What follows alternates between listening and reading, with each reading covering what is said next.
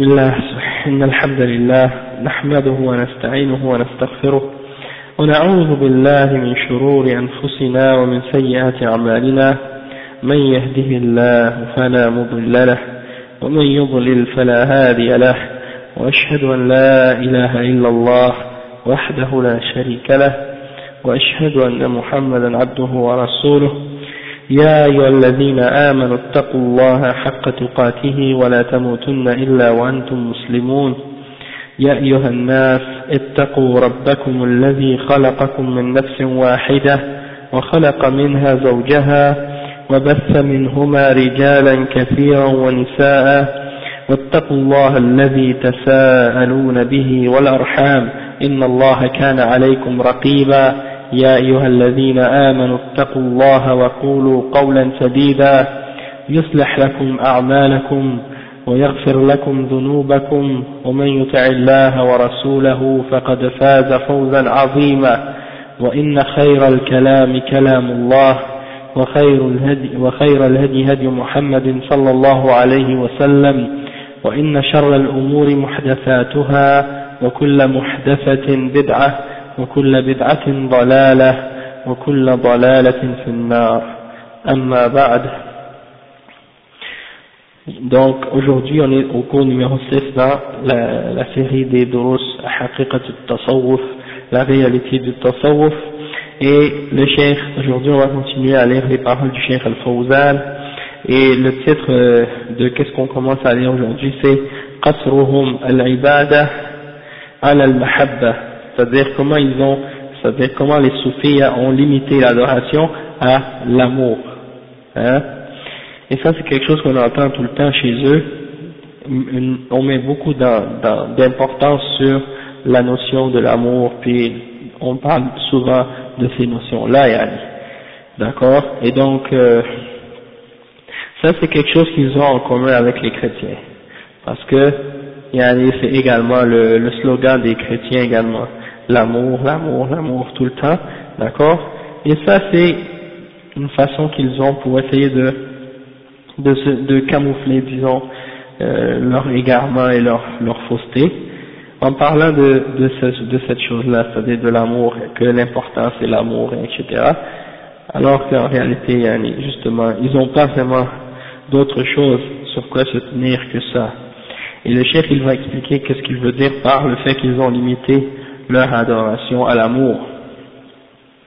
الشيخ الذي قصرهم العبادة على المحبة فإنهم يبنون عبادتهم لله على جانب المحبة ويهملون الجوانب الأخرى كجانب الخوف والرجاء كما قال بعضهم أنا لا أعبد الله طمعا في جنته ولا خوفا من ناره ولا شك أن محبة الله تعالى هي الأساس الذي تبنى عليه العبادة ولكن العبادة ليست مقصورة على المحبة كما يزعمون بل لها جوانب وأنواع كثيرة غير المحبة كالخوف والرجاء والذل والخضوع والدعاء إلى غير ذلك فهي كما قال شيخ الإسلام ابن تيمية اسم جامع لما يحبه الله ويرضاه من الأقوال والأعمال الظاهرة والباطنة. Donc le cheikh il dit que les soufis ils ont limité leur adoration à l'amour et ils ont basé ou bâti toutes leurs adorations d'Allah subhanahu wa ta'ala sur le côté ou sur l'aspect de l'amour. D'accord, donc peu importe qu'est-ce que quelqu'un d'entre eux fait, ça c'est quelque chose même chez les chrétiens. Si tu vois quelqu'un fait un péché ou quelqu'un fait quelque chose de haram ou quelque chose de bid'ah, ils disent c'est pas grave, l'important c'est l'amour, hein? Et Allah subhanahu wa ta'ala il est amour et il aime, etc. Hein? Et des fois même tu vois des gens à la sortie des métros qui sont des chrétiens qui appellent les gens à la religion et qui disent Jésus t'aime. Ils disent ça à tout le monde, Jésus t'aime, Jésus t'aime. C'est pour eux Jésus c'est Dieu, hein? Et donc Jésus t'aime. Et pour eux Dieu aime tout le monde, le bon, le mauvais également, mais sans distinction. Et là, on a expliqué déjà nous dans d'autres durus que Allah subhanahu wa ta'ala, hein, il aime les gens du bien, puis il déteste les gens du mal. Inna Allah لا يحب القوم الفاسقين. Allah subhanahu wa ta'ala, il n'aime pas les gens pervers, il n'aime pas les gens qui sont injustes, il n'aime pas les gens qui sont fiers, etc. Donc il nous a expliqué dans le Coran qui il aime, et il nous a expliqué qui il n'aime pas. Donc c'est pas vrai que Allah subhanahu wa ta'ala aime tout le monde de façon égale, c'est-à-dire parmi ses créatures. Parmi les gens du bien, il y en a qui l'aiment plus que d'autres. Et parmi les êtres humains, il y en a qui l'aiment, et il y en a d'autres parmi les créatures qui le détestent également, parce qu'ils sont en désobéissance, parce qu'ils font des péchés, parce qu'ils transgressent, parce qu'ils font le kufr ou le shirk, ou des bid'a, ou des péchés en général. Donc, dans ce sens-là, il faut voir que il ne faut pas seulement se concentrer sur l'aspect de l'amour, mais également sur les autres aspects de l'adoration qui sont très importants également, c'est-à-dire al-khawf et al-raja, par exemple, la crainte d'Allah subhanahu wa ta'ala et l'espoir en Allah subhanahu wa ta'ala. D'accord? Et le cheikh dit, parce que certains soufis, ils disent quoi?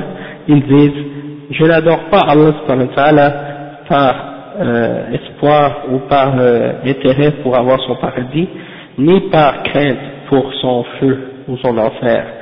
Donc ça c'est leur expression et c'est quelque chose qu'ils répètent souvent dans ce sens-là.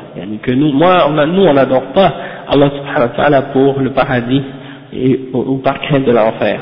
On adore juste Allah par l'amour pour lui. D'accord? Et ça bien entendu c'est quelque chose de très dangereux. Et le cheikh dit que bien sûr il n'y a pas de doute que l'amour d'Allah subhanahu wa ta'ala, c'est le fondement de l'adoration, c'est la base de l'adoration. Ça, on ne le nie pas et on ne le remet pas en question. On est d'accord sur le fait que l'amour, c'est le principe fondamental dans toute forme d'adoration.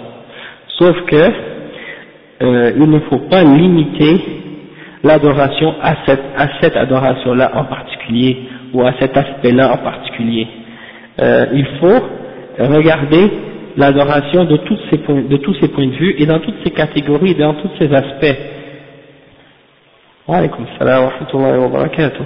Donc il y a beaucoup d'autres aspects, beaucoup d'autres adorations qui sont très importantes également, comme par exemple al-khawf, la crainte d'Allah subhanahu wa ta'ala, ou l'espoir, ou al-dhul, c'est-à-dire de s'humilier devant Allah subhanahu wa ta'ala, et al-khudu', c'est de s'humilier, mais c'est le cœur, ça se rapporte plus au cœur.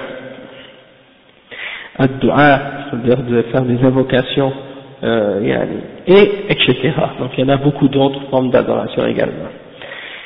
Ensuite le cheikh il dit, et également le cheikh al-Islam Ibn Taymiyyah, rahimahullah, il a mentionné dans son livre Al-Ubudiyya une définition pour l'adoration, et il a dit c'est un nom qui comprend tout ce que Allah subhanahu wa ta'ala aime et agrée, que ce soit des paroles ou des actions, et que ce soit apparent ou intérieur, d'accord, extérieur ou intérieur. Et Cheikh al-Islam Ibn al-Qayyim, l'allama Ibn al-Qayyim, l'imam de l'élève de Ibn Taymiyyah, il dit dans son poème An-Nuniyya, il dit وعبادة الرحمن غاية حبه مع ذل عباده هما قطبان وعليهما فتلك العبادة دائر ما دار حتى قامت القطبان. Donc ça veut dire que l'adoration c'est quoi? C'est basé sur l'amour d'Allah subhanahu wa ta'ala et sur l'humilité, le fait de s'humilier à Allah subhanahu wa ta'ala. C'est basé sur l'amour et sur l'humilité. Et ça c'est les deux pôles de l'adoration. Et donc c'est là-dessus que tout le reste de l'adoration tourne. C'est autour de ça, de ces deux pôles-là que tourne l'adoration en entier.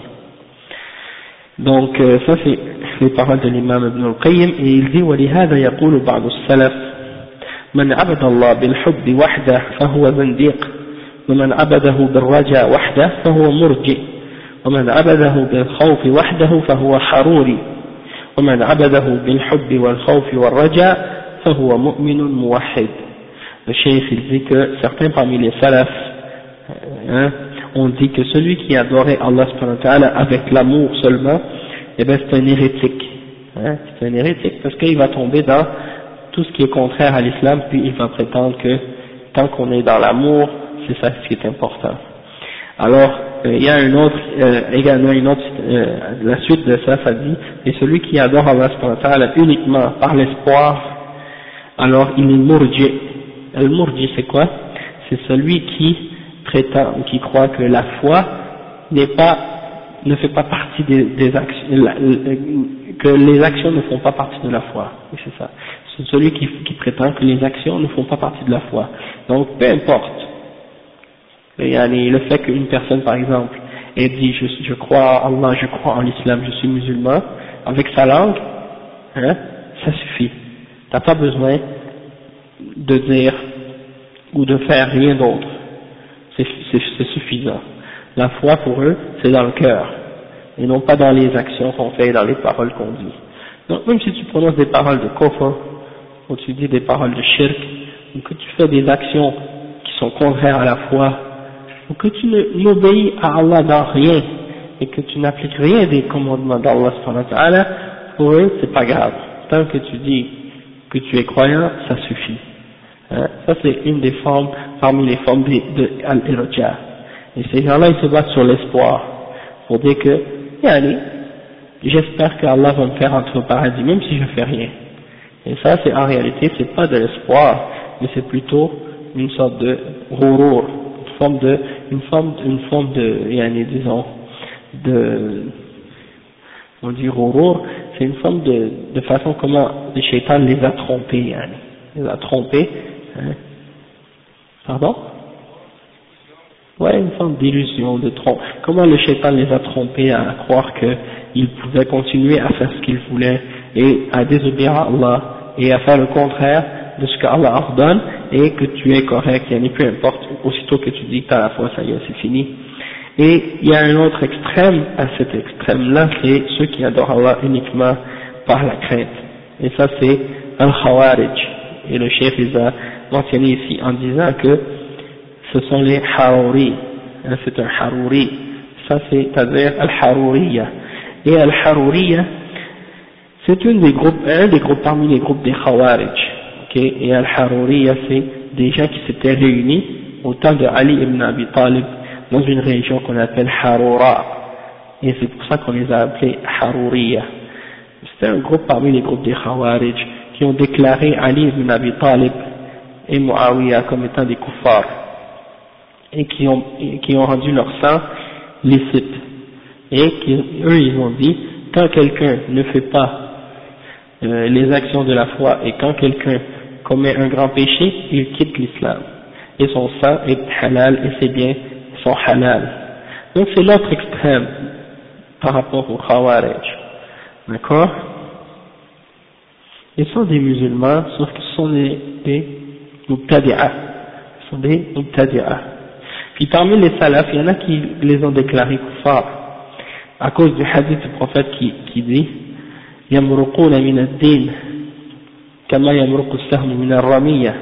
Donc en se basant sur cette citation-là, il y en a qui les ont déclarés comme étant des kuffars, mais l'opinion générale qui est acceptée parmi les ulama en général, c'est que ce ne sont pas des kuffars, que ce sont seulement des mubtadi'ah et que ce sont des gens déviés. Toutefois ils n'ont pas quitté l'islam.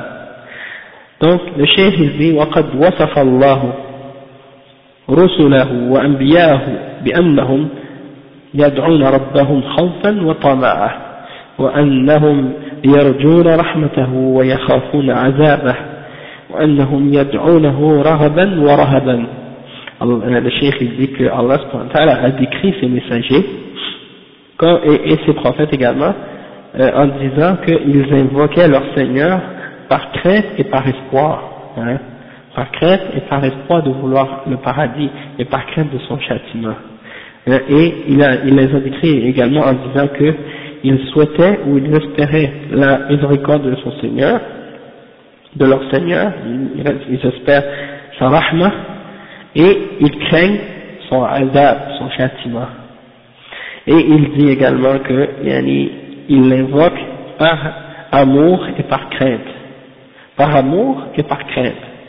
D'accord? Donc ça c'est très important de réunir ces deux choses-là. Donc si les messagers d'Allah et les prophètes d'Allah sont mentionnés dans le Coran comme étant des hommes ou des individus qui invoquent Allah subhanahu wa ta'ala par crainte et par amour, donc qui après eux peut prétendre que tu peux invoquer ou adorer Allah subhanahu wa ta'ala uniquement par amour et non pas pour chercher la protection ou bien la protection ou par crainte en son châtiment, ou bien par espoir en sa miséricorde, etc. Donc, c'est des gens comme s'ils se prennent pour des gens qui sont au-dessus des prophètes et des messagers. Et ça c'est grave. Donc le cheikh dit وقال شيخ الإسلام ابن تيمية يرحمه الله ولهذا قد وجد في نوع من المتأخرين من انبسط في دعوى المحبة حتى أخرجه ذلك إلى نوع من الرعونة والدعوة التي تنافي العبودية. Cheikh l'Islam Ibn Taymiyyah rahimahullah, il a dit que à cause de cette raison-là, à cause de cette idée-là de vouloir penser qu'on peut adorer Allah juste par l'amour, certains parmi les gens qui sont venus plus tard dans l'histoire, ils ont commencé à prétendre qu'ils voulaient adorer uniquement Allah par l'amour, et ça les a fait sortir vers une forme d'égarement qui les font sortir en réalité de la limite de l'adoration d'Allah subhanahu wa ta'ala, de al-ubudiyya, c'est-à-dire du fait d'être un serviteur d'Allah subhanahu wa ta'ala. Ensuite le cheikh dit وقال أيضا وكثير من السالكين سلكوا في دعوى حب الله أنواعا من الجهل بالدين إما من تعدي حدود الله وإما من تضييع حقوق الله وإما من ادعاء الدعاوى الباطلة التي لا حقيقة لها. Donc le cheikh il dit qu'il y a beaucoup parmi les gens qui ont suivi les voies des soufis qui ont prétendu aimer Allah subhanahu wa ta'ala, et en réalité c'est qu'ils ont certaines sortes d'ignorance au sujet de la religion. C'est des gens qui ont de l'ignorance au sujet de la religion, soit qu'ils ont dépassé les limites d'Allah subhanahu wa ta'ala, ou bien soit par le fait qu'ils ont laissé tomber certains des droits d'Allah subhanahu wa ta'ala, ou bien soit qu'ils ont prétendu posséder certaines choses fausses, en réalité qui n'ont rien de vrai, donc ils ont prétendu des choses qui ne sont pas vraies. وقال أيضا الذين توسعوا من الشيوخ في سماع القصائد المتضمنة للحب والشوق واللوم والعزل والغرام كان هذا أصل مقصودهم، ولهذا أنزل الله آية المحبة محنة يمتحن بها المحب فقال قل إن كنتم تحبون الله فاتبعوني يحببكم الله فلا يكون محبا لله إلا من يتبع رسوله وطاعة الرسول صلى الله عليه وسلم ومتابعته لا تكون إلا بتحقيق العبودية، وكثير ممن يدعي المحبة يخرج عن شريعته وسنته صلى الله عليه وسلم ويدعي من الخيالات ما لا يتسع هذا الموضوع لذكره. Le cheikh il dit donc Ibn Taymiyyah il dit que certains parmi les chouïrs soufis ils ont disons ouvert la porte très large à certaines choses qu'ils se permettent, comme le fait d'écouter de la musique et des poésies et des sortes de chansons qu'ils font, qu'ils appellent des samars ou bien des anachid ou des choses comme ça, avec parfois même des tambours et des choses comme ça. On va mentionner des exemples de ça dans d'autres cours. Le cheikh il dit que ils font ça en prétendant qu'ils font ça par amour ou par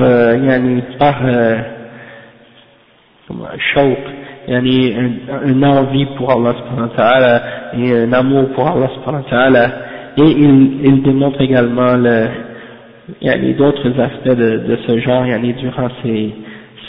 durant le moment où il chante ces chansons-là. Et donc le cheikh il dit que en réalité Allah subhanahu wa ta'ala a descendu un verset dans le Coran justement pour mettre à l'épreuve, wa alaykum salam wa rahmatullah, pour mettre ces gens-là à l'épreuve, ces gens-là qui prétendent aimer Allah subhanahu wa ta'ala. Allah subhanahu wa ta'ala a fait descendre un verset dans lequel il dit قُلْ إِن كُنْتُمْ تُحِبُّونَ اللَّهَ فَاتَّبِعُونِي يُحْبِبْكُمُ اللَّهُ. C'est-à-dire, si réellement vous dites que vous aimez Allah subhanahu wa ta'ala, alors suivez-moi et Allah subhanahu wa ta'ala va vous aimer. Donc, comme le cheikh dit, quelqu'un qui ne suit pas le prophète sallallahu alayhi wa sallam n'aime pas Allah subhanahu wa ta'ala. C'est-à-dire quelqu'un qui ne se limite pas à la sunna et qu'est-ce qui est venu par le prophète sallallahu alayhi wa sallam dans son exemple et dans sa façon d'adorer Allah subhanahu wa ta'ala, et bien même s'il prétend qu'il aime Allah, et bien c'est faux, c'est pas vrai.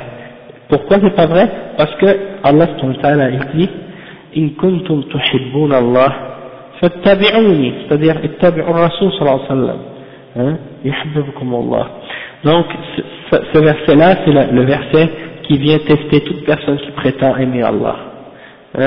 Et le cheikh dit وكثير ممن نعم après il dit وطاعة الرسول صلى الله عليه وسلم ومتابعته لا تكون إلا بتحقيق العبودية.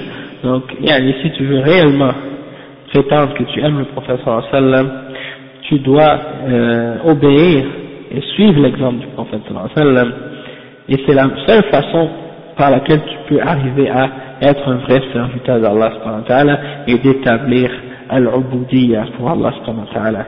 Et il y en a plusieurs, le cheikh dit وكثير ممن يدعي المحبة يخرج عن شريعته وسنته صلى الله عليه وسلم ويدعي من الخيالات ما لا يتسع هذا الموضوع لذكره حتى يظن أحدهم سقوط الأمر تحليل الحرام وتحليل الحرام له. Donc le cheikh il dit que plusieurs parmi ces gens-là qui prétendent aimer Allah subhanahu wa ta'ala, parmi les soufiyas, sortent de la législation ou de la loi que le prophète sallallahu alayhi wa sallam a apporté, ainsi qu'ils sortent de sa sunna sallallahu alayhi wa sallam. Et ils prétendent parfois certaines imaginations ou certaines choses qu'ils s'inventent, des illusions comme tu disais tout à l'heure, et ils s'ouvrent la porte très large dans ce domaine-là, ils se permettent toutes sortes de choses, même des choses haram. Comme le cheikh il dit qu'il ne peut pas mentionner beaucoup d'exemples à ce sujet-là maintenant, sauf que si on voulait en mentionner, il y en aurait beaucoup à dire à ce sujet-là. Toutefois, on va en mentionner nous également, mais plus tard, en se basant sur le livre du cheikh Ahmed Lo, il en a cité dans leur livre des exemples de ça. Toutefois, pas aujourd'hui, un autre cours on va en mentionner, Inch'Allah. Le cheikh il dit donc que il dit que certains sont arrivés au point à croire que ils n'avaient plus besoin d'adorer Allah ou d'obéir à Allah subhanahu wa ta'ala, et que même le haram devenait halal pour eux lorsqu'ils avaient atteint un certain degré dans la religion. Après le cheikh dit وقال أيضا وكثير من الضالين الذين اتبعوا أشياء مبتدعة من الزهد والعبادة على غير علم ولا نور من الكتاب والسنة وقعوا فيما وقع فيه النصارى من دعوى المحبة مع مخالفة شريعته وترك المجاهدة في سبيله ونحو ذلك. انتهى.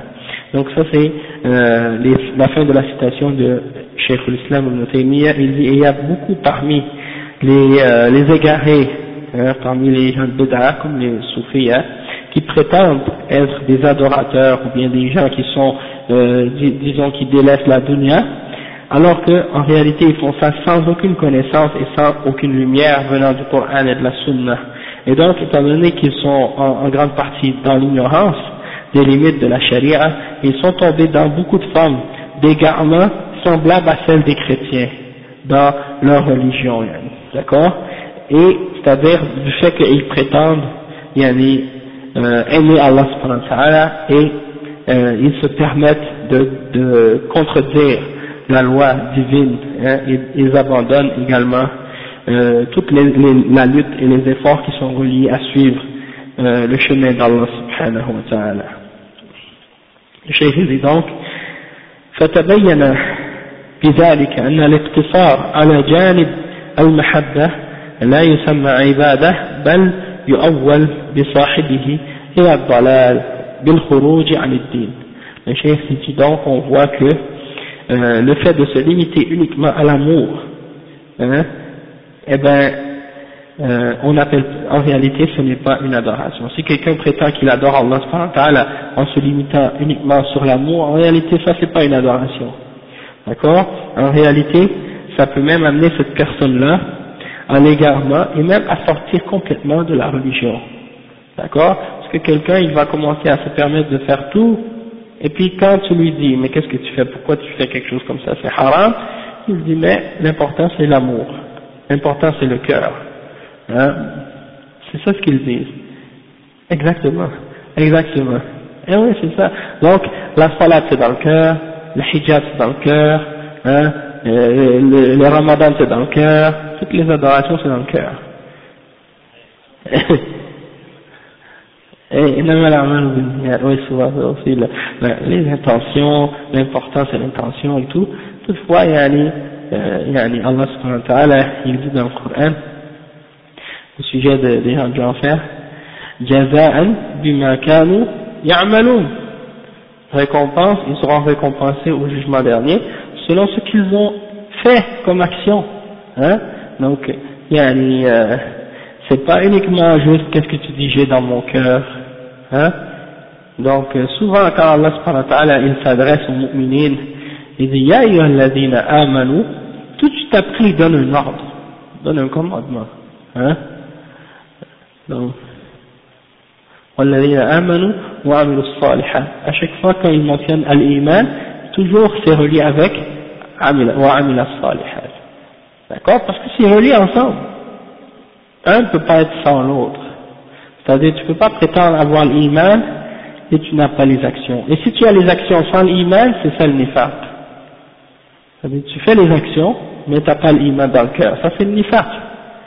Toutefois tu dis que tu as l'iman mais tu n'as pas les actions, ça c'est tanaqud, c'est l'irja, exactement, ça c'est, donc c'est grave. Après le cheikh il dit, une autre caractéristique ou un autre point à propos de la voie des soufis, عدم رجوعهم إلى الكتاب والسنة, ok, c'est que la religion des soufis, elle n'est pas basée sur le Coran et la Sunna, ok, et ça c'est une des choses que beaucoup de gens ignorent au sujet des soufis, parce que certains parmi les shuyukh soufis, comme on a mentionné dans d'autres cours, ils prétendent que le tasawwuf c'est une science qui aide à purifier le cœur et qui aide à corriger les défauts de l'âme, d'accord, comme par exemple l'avarice, la jalousie, des choses de ce genre, des défauts de l'âme. Toutefois,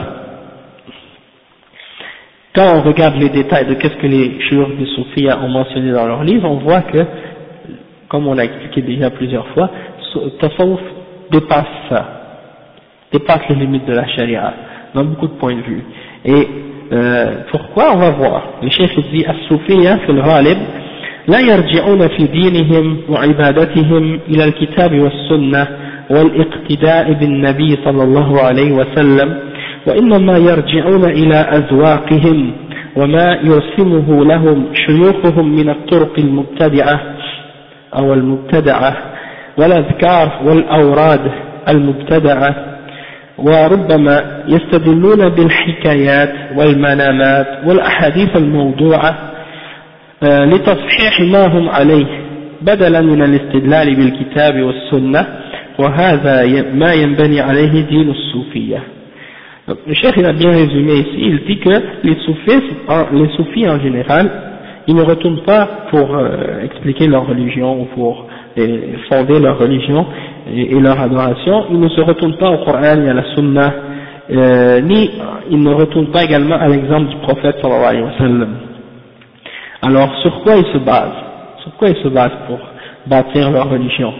Ils se basent sur leur goût, leurs sensations, qu'est-ce qu'ils ressentent, des émotions, des sensations, comme par exemple ils font certains rituels, certaines formes de dhikr, ou certaines danses, ou certaines choses qu'ils font, et bien entendu, c'est pas basé sur le Coran et la Sunna, c'est basé sur qu'est-ce que leur cheikh leur a enseigné de faire, ou leur a dit de faire. Et donc, le cheikh, bien entendu, malheureusement, il n'a pas pris ça du Coran et de la Sunna, il a pris ça d'autres références, et on va mentionner c'est quoi les exemples de ces références-là. Donc, il se base là-dessus, et il demande à leurs mourides ou à leurs fidèles de pratiquer ces choses-là. Et donc, en les pratiquant, ils vont ressentir certaines sensations, et pour eux, donc, ces sensations-là, c'est ça qui détermine pour eux qu'est-ce qui est acceptable et qu'est-ce qui n'est pas acceptable. Si quelque chose te procure une sensation spécifique en le faisant, d'accord, c'est bon. Et donc, pourquoi? Parce qu'on l'a testé, on l'a expérimenté, puis ça montre que ça fonctionne comme méthode, d'accord? Donc, on va voir en détail. Après, le cheikh dit également, ils suivent quoi comme religion? Ils suivent qu'est-ce que leurs shuyukh leur ont demandé de faire parmi les shuyukh des turuq soufis, les voies soufis dont on a parlé dans les 2 derniers cours, qui sont des voies innovées, bien entendu, dans la religion.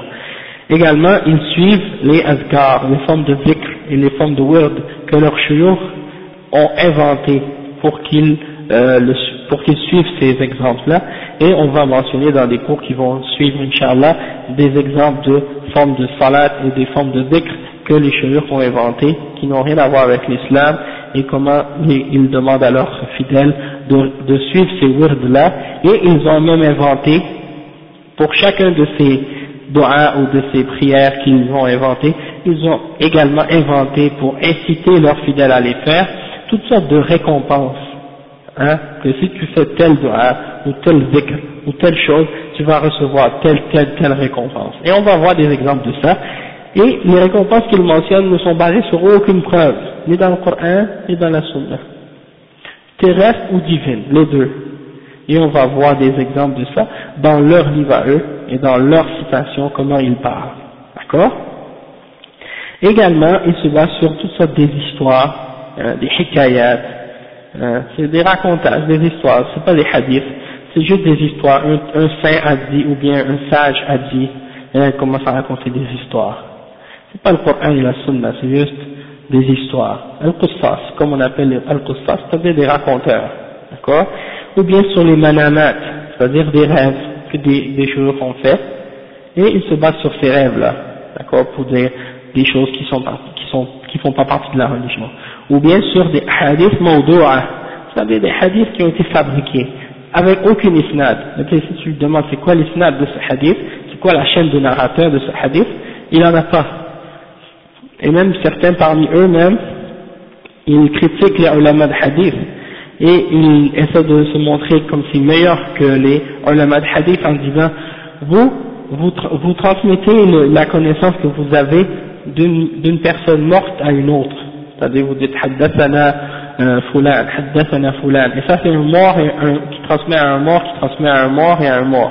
Tandis que nous, on dit haddathani qalbi an rabbi, c'est-à-dire moi, mon cœur m'a transmis de mon Seigneur. Donc ça dit j'ai connexion, Allah il me met des choses directement dans mon cœur, donc j'ai pas besoin de passer par une intermédiaire ou une chaîne de narrateurs qui vient du prophète sallallahu alayhi wa sallam, et qui passe à travers les sahaba jusqu'à moi.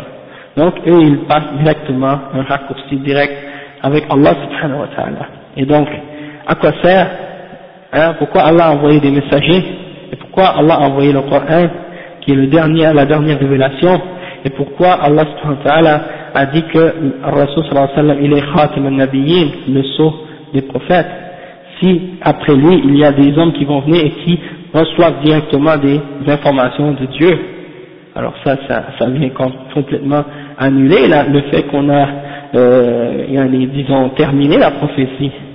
Et même il y a une femme au temps du prophète sallallahu alayhi wa sallam, le prophète sallallahu alayhi wa sallam allait régulièrement la visiter avec Abu Bakr et Omar, et c'était une vieille femme, et elle aimait beaucoup l'islam. Après la mort du prophète sallallahu alayhi wa sallam, Abu Bakr et Omar sont passés pour lui rendre visite, et ils ont dit bon, étant donné que le prophète sallallahu alayhi wa sallam avait l'habitude d'aller la visiter, on va continuer cette bonne habitude pour lui dire salam, etc. arrivé devant chez elle, ils sont allés la visiter et la femme s'est mise à pleurer. Et là, les Sahaba Abu Bakr et Omar ont dit, ne pleure pas parce que le prophète sallallahu alayhi wa sallam a rejoint, c'est-à-dire il est retourné à Allah subhanahu wa ta'ala, donc il est mieux là où il est maintenant que quand il était dans cette dunya. Et la femme a dit non, c'est pas pour ça que je pleure, mais je pleure parce que la révélation est terminée. Il n'y a plus rien qui va être descendu du Coran ou des versets après la mort du prophète sallallahu alayhi wa sallam. Donc elle était triste du fait qu'il n'y avait plus de versets qui allaient descendre. Et la révélation, chaque fois qu'un verset a été révélé sur le prophète sallallahu alayhi wa sallam, c'était quelque chose qui réjouissait les mu'minines, qui réjouissait les sahaba. Et donc le fait que c'était terminé et qu'il n'y avait plus de révélation, ça la rendait triste. Et il y a une autre shubha que les soufis ont utilisée à ce sujet-là, c'est qu'ils disent que nous on n'invente pas des hadiths contre le prophète sallallahu alayhi wa sallam, mais on invente des hadiths pour le prophète sallallahu alayhi wa sallam. C'est-à-dire on ment pas contre le prophète, on ment pour le prophète sallallahu alayhi wa sallam. C'est-à-dire on ment pas contre lui, on ment pour lui, pour le bien. Et là, donc ça c'est un exemple comment ils ont essayé d'utiliser une shubha pour dire nous on veut amener les gens à faire plus de bonnes actions, donc on invente des hadiths qui vont donner, qui prétendent par exemple que si tu fais telle ou telle affaire, tu vas avoir telle récompense ou des choses de ce genre.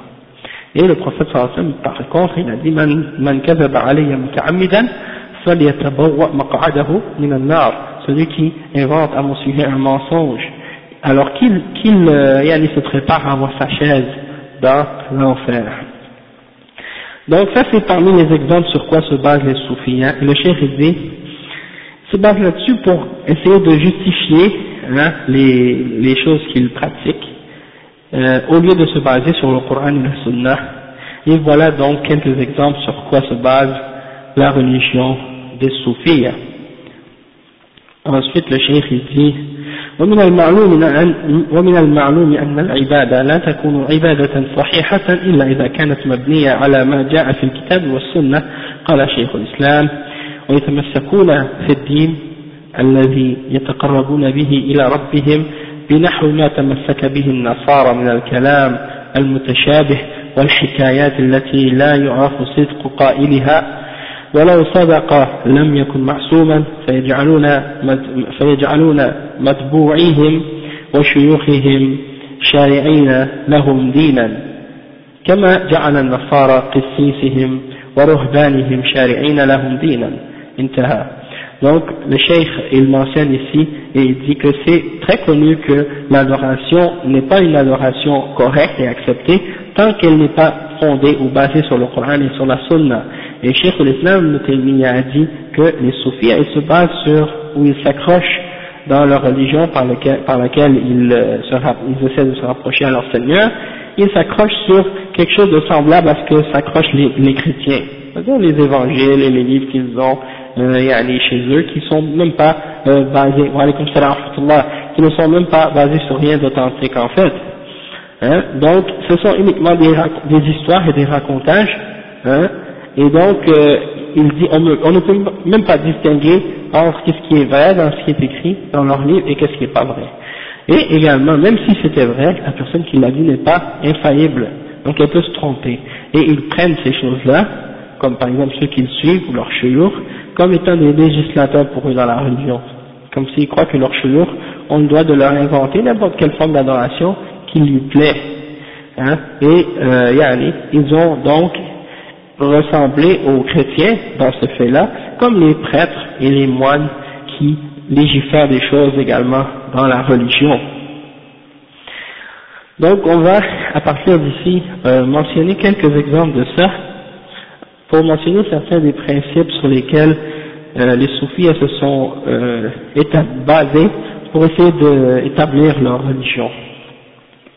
Donc le cheikh Mohammed Ahmad Lour, dans son livre Taqdis al-Ashkhas fi al-Fikr al-Soufi, il dit à la page 247 نعم رابعا هناك منافذ عديدة فتحها الفكر الصوفي أو يعني مؤسس الفكر الصوفي ووضعوا قواعده فمهدوا بذلك الطريق أمام المبتدعة والمشرعين ليزيدوا في الدين ما شاءوا وينقصوا منه ما لم يوافق هواهم. وفيما يلي أذكر أهم تلك المنافذ.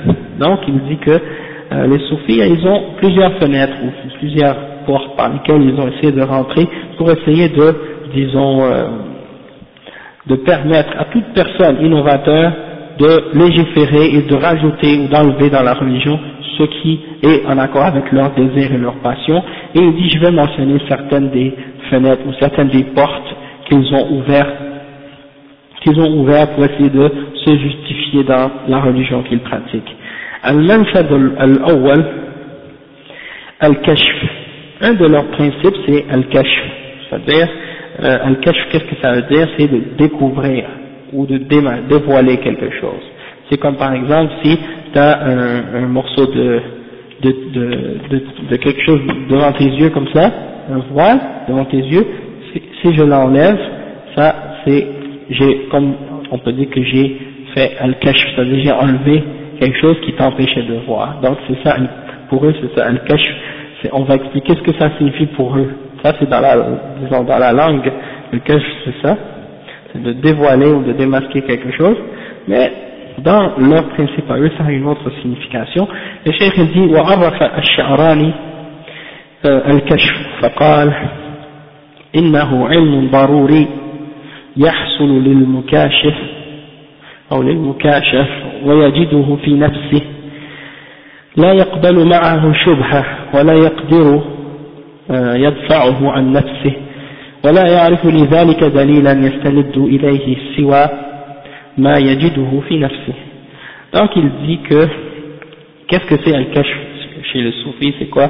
C'est une connaissance que quelqu'un a en lui-même qui lui est dévoilée, il la trouve en lui-même et il n'a pas de doute à son sujet, il n'est pas capable de le repousser de lui-même, de l'enlever ou de la rejeter, et il n'a pas de preuve pour la supporter non plus, hein, excepté qu'il l'a en lui-même, il ressent cette connaissance-là en lui-même, d'accord? Et le cheikh dit يعني أنه خواطر أو واردات كما يسمونه أيضا ترد على قلب من هو من الخواص فيتحصل عنده يقين بصحته فيعمل به ويدعو الناس إلى العمل به.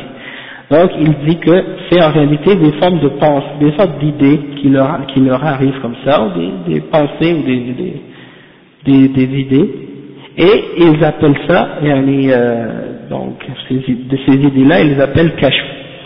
Et c'est des choses qui donc apparaissent dans le cœur de certains élus parmi eux, des gens particuliers, des gens choisis, d'accord, pas n'importe qui.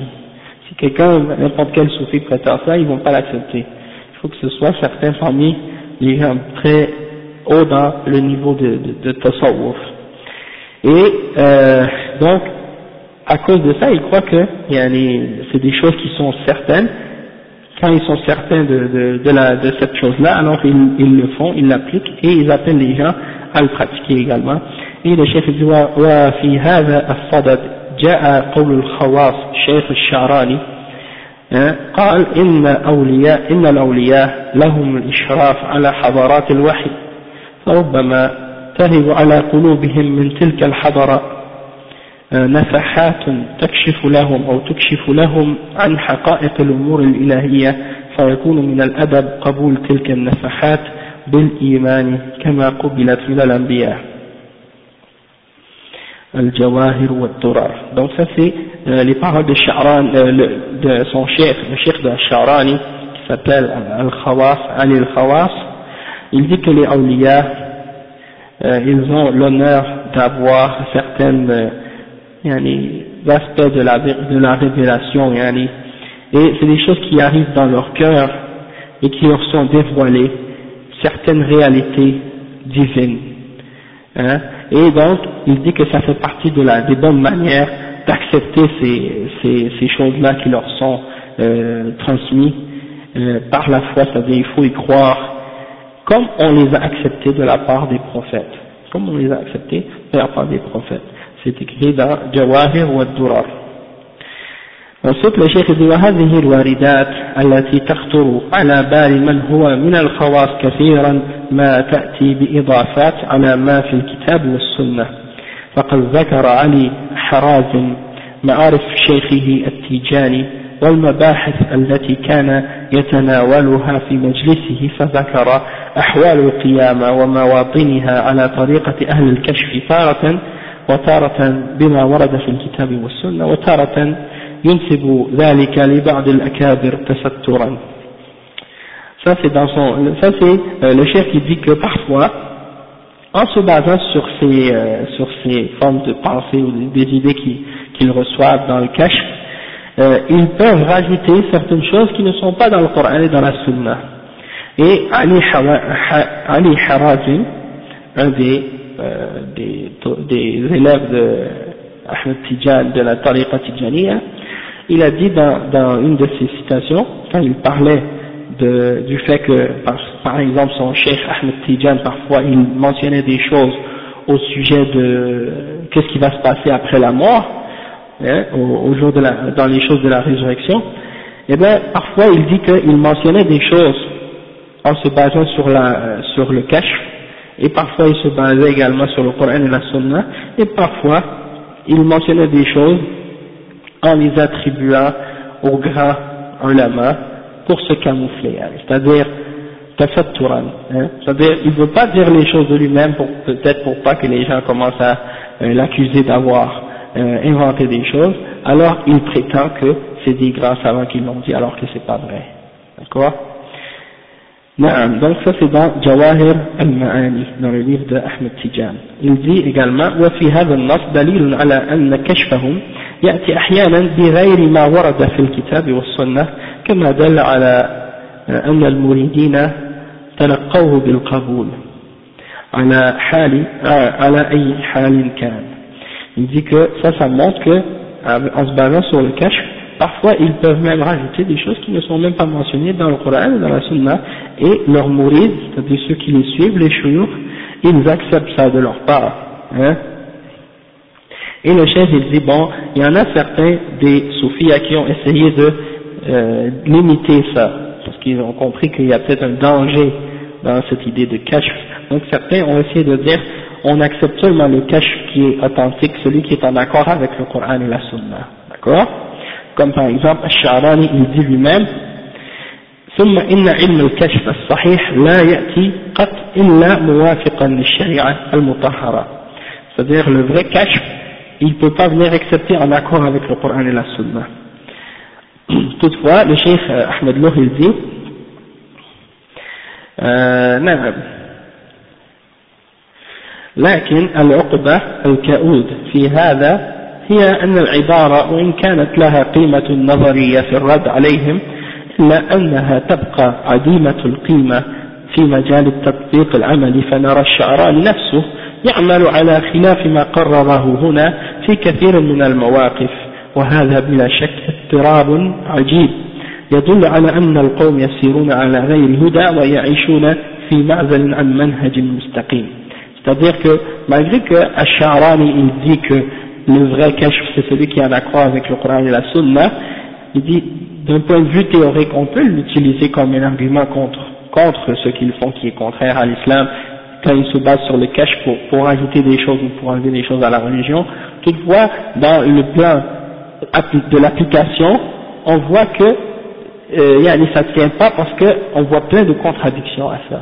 C'est-à-dire que par le kashf, ils ajoutent et ils enlèvent des choses qui font partie de la religion, hein, qui sont en contradiction avec le Coran et la Sunna. Donc, on voit, le cheikh dit qu'on voit à partir de ça, le fait qu'ils n'ont pas un manhaj, une méthodologie droite et claire qu'ils suivent constamment. Ils peuvent dire quelque chose d'un côté et dire l'opposé, le contraire de ça, hein, tout de suite après, et puis donc affirmer deux choses contradictoires. Après, le chef il donne comme deuxième exemple, comme sur quoi, un principe sur lequel ils se sont basés pour affirmer des choses qui ne font pas partie de la religion. Yani, le fait qu'ils prétendent, comme le chef dit, iddi'a at-talaqqi min ar-rasoul sallallahu alayhi wa sallam. من الرسول الإنسي أو الملكي أو الأخذ من اللوح المحفوظ. C'est-à-dire, parmi les exemples qu'ils ont prétendus pour essayer de permettre ou de rajouter des choses dans la religion, c'est qu'ils prétendent qu'ils prennent d'un messager homme, humain ou un ange un messager parmi les anges, et qu'ils prennent directement des tables préservées, c'est-à-dire al-lawh al-mahfouz, celui dans lequel Allah a écrit la destinée de toute la création. Et ça c'est écrit dans leur livre et on va mentionner plusieurs exemples de ça. Le cheikh il dit لم يقف منظر الفكر الصوفي عند حد دعوى التلقي من الخواطر التي ترد على قلوب الأولياء والمشايخ من المتصوفة، ولكنهم فتحوا نافذة أخرى وهي نشر اعتقاد أن الولي بإمكانه أن يلتقي العلم من الرسول صلى الله عليه وسلم ومن الملك ومن اللوح المحفوظ. وهذه العقيدة هي من الخطورة بحيث يفتح باب التشريع على مسارعيه أمام معتقديها، فإن العلم الذي يأتي من الرسول صلى الله عليه وسلم أو ينقل من اللوح المحفوظ لا يكون باطلا بحال من الأحوال. Donc le cheikh il dit que les gens qui ont défendu les théoriciens disons du soufisme, ils ne se sont pas arrêtés devant aucune limite dans la prétention, c'est-à-dire ils ne se sont pas arrêtés uniquement à prétendre qu'ils avaient des idées qui leur venaient dans le cœur et qui étaient inspirées de façon divine, comme par exemple qu'est-ce qui arrive dans le cœur des soi-disant saints et soi-disant des chouïrs soufis. Toutefois, ils ont également ouvert une autre fenêtre, et c'est de répandre la croyance chez les gens que le wali est capable de recevoir la connaissance du prophète sallallahu alayhi wa sallam directement, ou bien d'un ange, ou bien des tablettes préservées qui sont au-delà du trône, auprès d'Allah subhanahu wa ta'ala. Donc, avec cette aqida, ils réussissent à faire croire à tout le monde n'importe quoi, et à légiférer même des choses dans la religion et dans l'aqida. Pourquoi? Parce que quelqu'un qui reçoit une connaissance directement du prophète sallallahu alayhi wa sallam, ou d'un ange, ou de al-lawh al-mahfouz, eh bien ça doit être absolument vrai. Tu ne peux pas trouver quelque chose de faux dans ces références-là. Donc, le cheikh dit ومن ذلك أن علماء السودان اختلفوا اختلافا شديدا. Là il donne un exemple sur les chouïrs du Soudan. Il dit اختلفوا اختلافا شديدا وصل إلى حد سفك الدماء، وذلك في مسألة هل التنباك حلال أو حرام. فيحكي ابن ضيف الله أن الشيخ إدريس ابن الأرباب أفتاهم في هذه المسألة وقال سمعت رسول الله صلى الله عليه وسلم قال التنباك حرام. Donc le chef dit que les ulama du Soudan ont divergé entre eux au sujet du tabac. Ils ont divergé à un point tellement extrême qu'ils en sont venus même à faire couler le sang des uns des autres au sujet de cette question-là. Ils ont eu des gros conflits à ce sujet-là. Donc, qu'est-ce qu'ils ont fait? Ils ont demandé à un des soufis, ou bien quelqu'un a demandé à un des soufis, un des chouïrs soufis, au sujet du tabac. Est-ce que c'est halal ou haram? Eh bien lui il a répondu, il a dit, j'ai entendu le prophète sallallahu alayhi wa sallam dire, le tabac c'est haram. C'est-à-dire, celui-là il est venu très longtemps après le prophète sallallahu alayhi wa sallam. Et il dit, j'ai entendu le prophète sallallahu alayhi wa sallam qui dit que c'est haram le tabac. Donc ça règle le problème. Sauf que Allah musta'an. Ça c'est dans le livre qui s'appelle Tabaqat ibn Dayf. Et il y a mis 1,71. Il manque là, il mentionne la date de la naissance de celui-là. et il est né en 913 Hijri, c'est-à-dire 913 ans après le prophète sallallahu alayhi wa sallam. Puis il prétend qu'il a entendu le prophète sallallahu alayhi wa sallam. Bon, un autre exemple. ومن ذلك أبا المواهب الشاذلي قال: رأيت امرأة بمصر تدور على الأبواب وهي تغني في مدح المصطفى صلى الله عليه وسلم، فسألت النبي صلى الله عليه وسلم عنها فقال: هي ولية كبيرة. Ça c'est mentionné dans Tabaqat al-Kubra de Al-Sha'rani. Il dit que un des chouurs soufis qui s'appelle Abu al-Mawahib al-Shazili, il a dit: j'ai vu une femme en Égypte qui tournait dans les portes, qui faisait le tour des portes et puis qui chantait les louanges du prophète sallallahu alayhi wa sallam. Alors il a dit: j'ai demandé au prophète sallallahu alayhi wa sallam à son sujet et il m'a répondu que c'était une grande sainte, waliya kabira. Après il mentionne un autre exemple, il dit: ومنه أن الشيخ التيجاني قال: سألت رسول الله صلى الله عليه وسلم هل أذكر الاسم الأعظم بالتيمم للمرض إذا أصابني ولم أقدر على الوضوء؟ فقال لي: لا إلا أن تذكره بالقلب دون اللسان. Ça c'est mentionné dans Jawahir al-Ma'ani.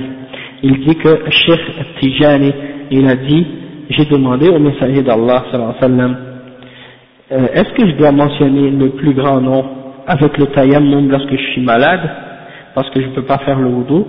Et le prophète sallallahu alayhi wa sallam, il dit que le prophète sallallahu alayhi wa sallam lui a répondu: non, tu dois uniquement dans ce cas-là le mentionner avec ton cœur et non pas avec ta langue. Le plus grand nom, al-ismul a'azam, il n'a pas mentionné. Les soufis, ils ont beaucoup de choses de ce genre, le nom secret, le plus grand nom, le nom secret, des choses comme ça. Hein? Il y en a qui disent que al-ismul a'azam c'est al-hayy al-qayyum, que c'est le nom par lequel si tu mentionnes Allah, tu demandes à Allah, il va te donner. Et si tu l'invoques par ce nom-là, il va t'exaucer. Al-Hayy al-Qayyum. Allahu a'lam. Le cheikh il dit ensuite, qu'est-ce qui est grave, c'est le fait qu'il prétende que le prophète sallallahu alayhi wa sallam, qu'il pose les questions au prophète sallallahu alayhi wa sallam et que le prophète sallallahu alayhi wa sallam leur répond comme ça sans problème. Hein? Donc si c'est comme ça, imaginez si les Sahaba avaient des questions à poser sur la religion au temps des Sahaba, quand il y avait une différence d'opinion entre eux, ils n'avaient juste qu'à demander au prophète sallallahu alayhi wa sallam pour trancher la dispute entre eux, pour régler les problèmes. Alors ça veut dire que ces gens-là, eux, qui sont venus des fois 1000 ans après le prophète sallallahu alayhi wa sallam, eux, ils sont capables de demander au prophète sallallahu alayhi wa sallam directement des questions et le prophète sallallahu alayhi wa sallam directement leur répond. Alors ils sont meilleurs que les sahaba. C'est quelque chose de grave, de penser des choses comme ça. Après, ça ouvre la porte à tout le monde qui aurait envie de rajouter ou d'enlever n'importe quoi dans la religion, de faire les choses selon ses désirs, de prétendre qu'il a entendu quelque chose du prophète sallallahu alayhi wa sallam, et il se permet donc tout ce qu'il veut. Par exemple, quelqu'un va dire, par exemple, il va faire le zina ou il va pas faire la salat, et là tu vas aller le voir, tu lui dis: mais pourquoi tu fais pas la salat, et pourquoi tu fais le zina, et pourquoi tu fais des choses comme ça? Il dit: non, moi le prophète sallallahu alayhi wa sallam m'a donné la permission, et il m'a dit que c'est correct. Et il y en a qui ont prétendu des choses comme ça parmi eux, d'accord? Donc ça c'est des exemples, comment on voit que si on ouvre cette porte, comme ces gens-là l'ont fait, eh bien ça ouvre la porte à plein de choses qui sont contraires à l'islam. Et en réalité, c'est ce qui s'est passé dans l'histoire. Souvent les ennemis de l'islam, quand ils veulent essayer de faire du tort aux musulmans et à l'islam, ils entrent dans la religion pour essayer de la détruire de l'intérieur. Et une des meilleures portes par laquelle ils sont capables d'entrer justement, qui leur permet justement d'avoir recours à ces moyens-là, c'est d'entrer par les portes des gens de Bid'ah. Comme par exemple At-Tasawwuf et At-Tashayyu', par exemple les Shi'a aussi. Beaucoup de Zanadiqa qui sont entrés dans l'islam et qui se sont camouflés derrière les Shi'a pour se permettre toutes sortes de contradictions à la Sharia. C'est pour ça que tu trouves plein de groupes d'hérétiques parmi les gens de Bid'a qui se disent chiites, comme par exemple des Rafida, les Batiniya, comme par exemple Ismaïliya, Duruz, Nusayriya et beaucoup d'autres sectes qui sont attribués aux Shia et qui sont en dehors de l'islam. D'accord? Donc ensuite le cheikh il dit يقول ابن ضيف الله إن أبا المواهب المذكور اجتمع عليه جماعة من الفقهاء فطرحوا عليه 17 مسألة مشكلة فأجاب عليها ثم يعلق ابن ضيف الله على هذا بقوله فمن ذلك اليوم أيقنوا أن علمه يغترفه من اللوح المحفوظ. Donc ça c'est rapporté également dans At-Tabaqat. Il dit, Ibn Dayfillah, que Abu al-Mawahib, celui qu'on a mentionné, il y a un groupe de fuqaha qui se sont entourés, ou qui l'ont entouré, qui se sont réunis autour de lui, et ils lui ont donné 17 questions dans le fiqh, des questions difficiles, pour voir qu'est-ce qu'il allait répondre. Alors il dit que il a répondu à chacune de ces questions. Alors Ibn Dayfillah, il mentionne après ça comme un commentaire, il dit, à partir de ce jour-là, ces fuqaha, ils ont été convaincus par la suite que sa connaissance venait de al-Lawh al-Mahfouz, qu'il avait pris des tables préservées. Un autre exemple, le cheikh dit ومن ذلك قول الشيخ جاكير il dit ما أخذت العهد قط على مريد حتى رأيت اسمه مكتوبا في اللوح المحفوظ وأنه من أولادي. C'est-à-dire que ce cheikh-là, il a dit moi j'ai jamais pris un serment d'un de mes mourides excepté après avoir vu que son nom était écrit dans al-Lawh al-Mahfouz, dans les tables préservées, et qu'il fait partie de mes enfants, quelque chose de ce genre. Donc, ça c'est une autre prétention de la part de celui-là qu'il peut voir dans al-Lawh al-Mahfouz, ça c'est dans Tabaqat al-Kubra. Après il mentionne une parole de Al-Fouti, Al-Hajj Omar Tal Al-Fouti, qui vient du Fouta au Sénégal. C'était un des shuyukh de la tariqa Tijaniya, un qui a pris la tariqa d'un des élèves d'Ahmed Tijan à la Mecque, à Médine ou à la Mecque, et qui est retourné en Afrique de l'Ouest par la suite pour la répandre en Afrique de l'Ouest. Et c'est à cause de lui que cette tariqa a été répandue justement dans cette région-là, parce qu'il a combattu toutes les autres turuq, il les a combattus, et donc à cause de ça il a établi sa tariqa là-bas. Il dit إن جميع أهل الفتح يشاهدون الملائكة والكامل بينهم ينزل عليه ملك بالأمر والنهي ثم يقول ولا يلزم من ذلك أن يكون ذا شريعة. Donc ça c'est dans son livre Ar-Rimah. Il dit que tous les gens de Al-Fath sont témoins des anges, toutes les personnes du Fath. Ici je ne sais pas s'il parle de Fath au temps du prophète sallallahu alayhi wa sallam, mais selon moi il ne parle pas de ça, il parle plutôt de Al-Fath dans le terme soufi, dans le sens que eux ils ont ce terme-là, ça veut dire quelqu'un pour qui Allah subhanahu wa ta'ala lui dévoile certaines connaissances, comme par exemple ce qu'on a parlé tout à l'heure, Al-Kashf, c'est une forme de Kashf, Wallahu a'lam. Et donc il dit tous ces gens-là, ils sont témoins des anges, ils voient les anges, ok. Et celui parmi eux qui est parfait, Al-Kamil Bainahum, un ange lui descend avec les commandements et les interdictions. L'ange lui descend avec les commandements et les interdictions. Et puis il a dit, juste après il a dit ça, après avoir dit ça il a dit, et ça ne veut pas dire qu'il a reçu une charia. Ça c'est comme si une contradiction en fait, parce que c'est exactement, le poisson est noyé comme tu dis. Il dit, il reçoit un ange avec des ordres et des interdictions, mais ça ne veut pas dire qu'il a une charia. Donc c'est quoi une charia? Allah al-Musta'an. Et c'est comme ça qu'ils disent qu'ils reçoivent des anges et ils prennent des choses directement d'Allah, ils reçoivent des révélations d'Allah et des choses comme ça, puis après ils disent, mais ça ne veut pas dire qu'ils sont des prophètes.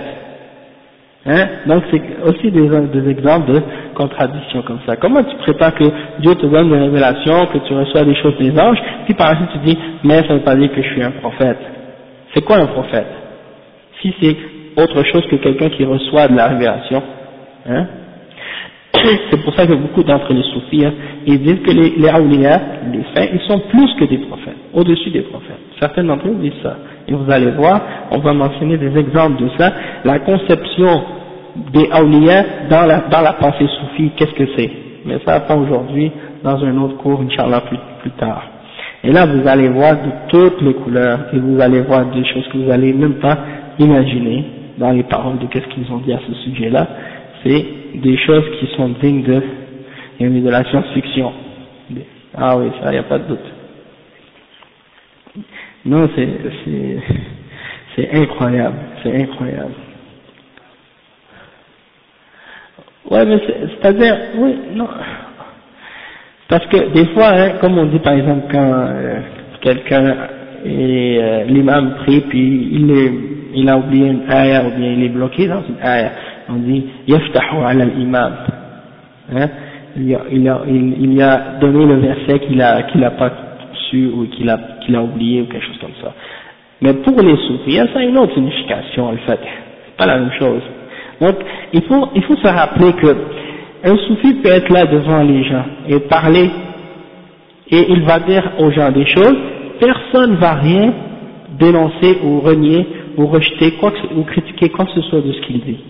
Toutefois, qu'est-ce que lui a dit et les mots qu'il a utilisés pour un soufi ont une signification complètement différente de qu'est-ce que nous, les musulmans de Ahl Sunnah, on a compris de ces mots-là. Parce que pour eux, chaque mot a une autre signification, une autre terminologie, d'accord, différente.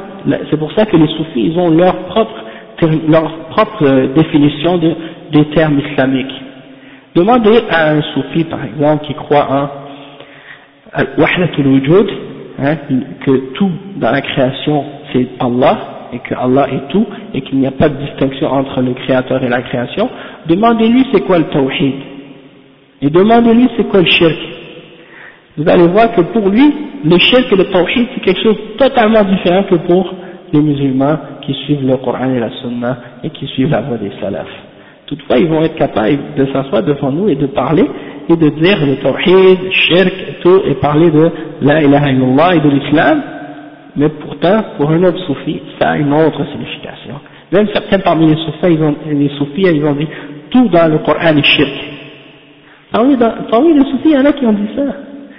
Et non, donc on va arriver à ça, mais pas maintenant, plus tard, Inch'Allah, vous allez voir des choses vraiment incroyables dans les paroles des soufis. Donc il dit, ويضيف قائلا, après avoir dit ça, il dit encore, إذا كان المفتوح عليه على هذه المرتبة فلا يستبعد أن يكون منعه أهل طريقته من زيارة الأولياء بإذن من الله ورسوله صلى الله عليه وسلم بواسطة ملك من الملائكة. Donc le cheikh il mentionne les paroles de Al-Fouti encore une fois, qui dit que une fois qu'on a compris que c'est ça le degré des gens à qui Allah a donné Al-Fath, donc c'est pas difficile par la suite d'accepter le fait que si le cheikh de la tariqa a interdit à ses fidèles de contacter un autre wali que lui, que c'est par la permission d'Allah, par intermédiaire de l'ange, qu'il leur a interdit de faire ça. D'accord? Donc, pourquoi? Parce que dans la tariqa tijaniyya, si quelqu'un accepte la tariqa, il doit couper tous les liens qu'il a avec tout autre cheikh d'une autre tariqa. Et j'ai rencontré un tijani ici à Montréal, qui est le frère d'un des cheyurs des tijanes au Sénégal, qui est assez haut placé dans la tariqa, un des proches de la famille de celui qu'ils appellent, c'est qu'on a mentionné la dernière fois là, non pas Baïfal, ça c'est les mourides d'Ahmed Bamba, les Baïfal, c'est ceux qui croient qu'ils n'ont plus besoin de prier puis de jeûner là, parce qu'ils suivent Ibrahim Fall. Non, là je parle de Ibrahim Nias, c'est Ibrahim Nias. Lui, c'est un de ses descendants là, proche de sa famille. Il est millionnaire et il est marié avec une juive. Il a une maison à Westmount. C'est juste pour vous dire comment ces gens-là, ils disent az-zuhd. Non, c'est vrai, ils disent az-zuhd et qu'ils n'aiment pas la dunya et tout. Mais c'est des gens, ils aiment tellement l'argent et puis ils sont tous riches. Tous les chouurs des turuq soufis, ils sont riches aujourd'hui. C'est pas des petits, un peu d'argent là, c'est des millions et des millions de dollars qu'ils possèdent. Et tous leurs fidèles là, ils les suivent et ils leur donnent l'argent comme ça. Donc vous allez voir, c'est comme ça dans ces turuq là. Donc lui, ce gars-là, je l'ai affronté à ce sujet-là. Et il m'a menacé. Il m'a dit, fais attention. Parle pas de ça. Fais attention, tu sais pas à quoi tu as affaire. En tout cas, ils essaient toujours de te faire peur avec leurs idoles. Si tu attaques leurs idoles, ils commencent à essayer de te faire peur. Attention! Mon idole va te donner une malédiction, mon Dieu va te maudire ou je sais pas quoi. Hein? C'est comme ça, ils s'imaginent. Et c'est son business bien sûr, parce qu'il gagne sa vie avec ça. Donc, yani. Et comment il marie des femmes juives, yani. Et lui il travaille pas, hein. C'est juste, il n'a pas d'emploi. Pardon? Alors ils vont parler peut-être. Allahu a'lam. Il dort, yani. En tout cas, Allah musta'an. Donc, celui-là, il me dit, on n'a plus, lorsque quelqu'un a accepté, il essaie de défendre en même temps la tariqa parce qu'il y avait son ami à côté, que je connaissais bien, et il essayait de défendre justement sa position devant lui pour essayer de le ramener de son côté, tu vois, parce qu'il voyait qu'il m'écoutait. Et donc il essayait de défendre son point pour pas qu'il commence à avoir des doutes à cause de moi. Donc il dit écoute, quant à le lien avec Ahmed Tijan, c'est comme si tu as un fil direct avec le prophète Mohammed sallallahu alayhi wa sallam. Donc tu n'as plus besoin d'avoir une relation avec aucun autre savant ou aucun autre wali ou aucun autre saint. J'ai dit, ouais, mais tous les jours, Sophie, de chaque tariqa, ils prétendent ça. Eux aussi, qu'ils ont un fil direct. Et c'est quoi la preuve? C'est quoi ce fil direct dont tu parles? Hein? Donc c'est juste pour montrer un exemple comment, il y a des gens prétendent des choses sans aucune preuve et sans aucun dalil. Et comment? Bien sûr, les gens qui les suivent, les ignorants, oui. Parce que juste comme par exemple, là je parle du Sénégal, et de la Guinée, des soufis qui sont en Afrique de l'Ouest et qui sont dans d'autres pays comme en Inde ou au Pakistan ou en Indonésie ou dans d'autres pays comme ça. Et en général, c'est des pays où des gens parlent pas bien l'arabe. Et même dans les pays comme par exemple le nord de l'Afrique, en Algérie et autres, chez les gens qui n'ont pas eu une éducation, ils connaissent pas bien l'arabe classique, ils sont pas capables de comprendre directement le Coran et la Sunna. Donc, ils ont besoin de ces shuyukh-là et ces shuyukh-là sont comme leur intermédiaire entre le Coran et la Sunna et eux. Donc, ils font confiance aux shuyukh. Et tout ce que les shuyukh disent, ils l'acceptent, parce qu'ils se disent, ces gens-là, ils connaissent mieux que nous, ils ont tout, tu vois. Ils peuvent pas vérifier par eux-mêmes. Qu'est-ce que le cheikh dit? C'est ça qui est écrit vraiment, tu vois. Donc, ça devient une forme de façon de suivre aveuglément les paroles d'un homme. Et c'est ça le danger, et ça c'est dû à l'ignorance. Et les shuyukh soufis, hein, comme on va voir plus tard, Inch'Allah, ils incitent toujours les gens à ne pas chercher la connaissance et à ne pas étudier l'islam. Parce qu'ils leur disent, la vraie connaissance de Dieu, elle ne vient pas par l'étude, elle vient de Dieu directement. Et ça, on va avoir des citations et des paroles de la part de ces shuyukh-là. Donc, on voit que il a l'idée, dans cette citation-là de Al-Fouti, dans celle qu'on a lue en dernier, que c'est l'ange qui est venu voir Ahmed Tijan pour lui donner la permission d'Allah d'interdire la visite d'autres awliya.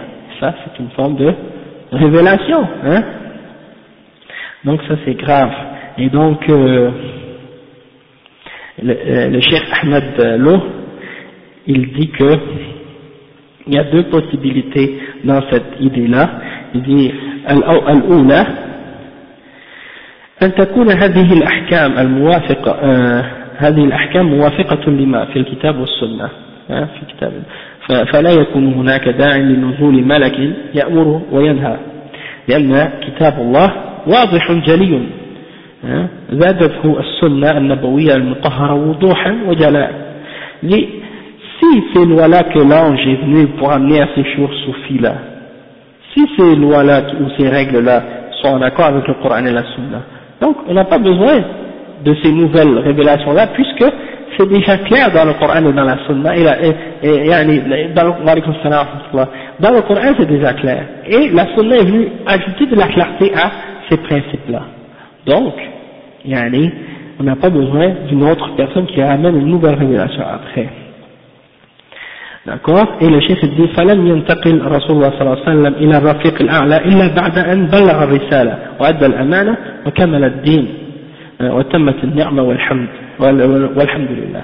Le prophète صلى الله عليه وسلم, lorsqu'il est mort, la religion était complétée, et il a transmis la religion d'une façon parfaite et complète, en toute honnêteté et fiabilité. Donc il n'y a plus besoin d'avoir un messager après lui. Et après le cheikh dit ثانيا أن تكون هذه الأحكام جديدة غير واردة في الكتاب والسنة فحكمها الرد على من ادعاها عملا بقول المصطفى صلى الله عليه وسلم من أحدث في أمرنا هذا ما ليس منه فهو رد. Il dit que si ces choses-là sont des choses nouvelles qui n'existaient pas dans le Coran et dans la Sunna, alors qu'est-ce qu'on doit faire au sujet de ces idées-là ou de ces paroles-là ou de ces choses-là? C'est qu'on les rejette, comme en se basant sur la parole du professeur Hassan qui dit celui qui a inventé dans notre religion quelque chose qui n'en fait pas partie, alors elle est rejetée, elle sera rejetée, elle ne sera pas acceptée d'Allah subhanahu wa ta'ala. Donc il donne d'autres exemples de ça. Ensuite il donne une autre porte ou une autre fenêtre que les soufis ont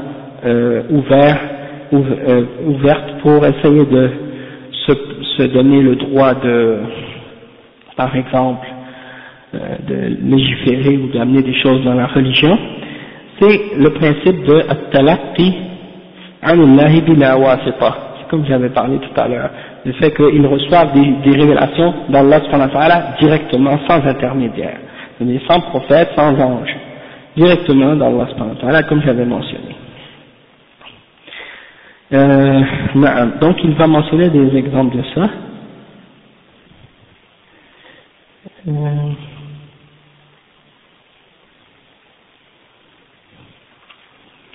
Là il mentionne, attendez. Parce que là c'est des longues citations, puis j'ai pas envie de commencer à lire des affaires trop longues, puis après que ça ne finit plus.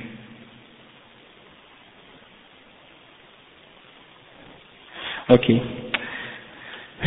Ok, je vais mentionner ce qu'il a écrit ici.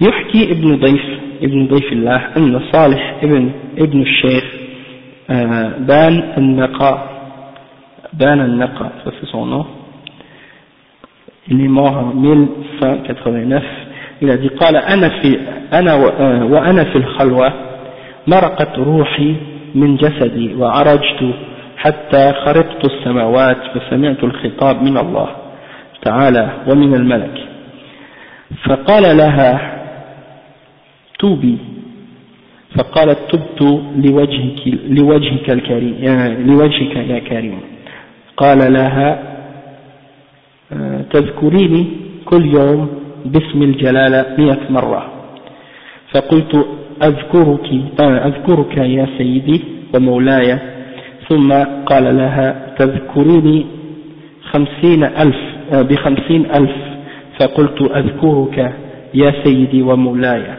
ثم قال لها تذكريني بستا هكذا. Donc c'était comme ça qu'il était écrit dans le livre, dans la citation. ب26,000 كل يوم. قالت أذكرك يا سيدي ومولاي ثم نزل به إلى 6,000 ثم إلى 1,000 ثم قال وأنا في الخلوة رأيت رسول الله صلى الله عليه وسلم من جملة ما أمرني بقراءة دلائل الخيرات. Donc ça c'est une des citations qui montre comment ils prétendent qu'ils rencontrent Dieu ou ils parlent à Dieu directement, des choses comme ça. C'est l'exemple de ce cheikh-là qui dit que j'étais dans Al-Khalwa, c'est-à-dire dans comment on appelle, un ermitage, un isoloir. Il s'isole dans un endroit pendant une longue période de temps. Et il dit, pendant que j'étais là-bas, mon âme est sortie de mon corps et elle est montée et elle a transpercé les cieux et elle a entendu la parole divine et la parole de l'ange. Alors, c'est comme si Allah a dit, il a dit à son âme, repens-toi. Alors il a dit, je me repens pour ton visage noble, ô toi le noble. Après, Allah lui a dit, rappelle-toi de moi chaque jour en disant 1000 fois le nom Allah. Alors il a dit oui, je vais le faire, ô mon maître. Après il a dit, tu vas te rappeler de moi 50 000 fois. Il a dit oui, je vais le faire. Après il a dit, tu vas te rappeler de moi 26 000 fois chaque jour. Il a dit oui, je vais le faire. Après il a dit il y a ثم نزل به إلى 6. Après il a rabaissé ça à 6 000. Non, il a rabaissé ça de 6 000 à 1000.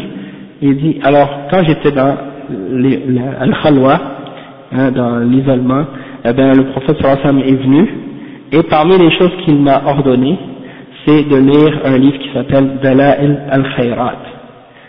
C'est un livre qui parle des doigts ou des choses comme ça, qui ont rapport avec des doigts ou des choses comme ça. Donc ça c'est des exemples, puis il y a d'autres exemples que le cheikh avait mentionné, mais c'est des longues citations, puis j'ai pas envie de prendre beaucoup de temps à lire ça, c'est juste pour que vous sachiez. Et ensuite le cheikh il mentionne les paroles de Al-Qadi Iyad Al-Maliki, un des ulama. Il a dit من ادعى مجالسة الله والعروج إليه ومكالمته وحلوله في أحد الأشخاص كقول بعض الصوفية فذلك كفر بإجماع المسلمين.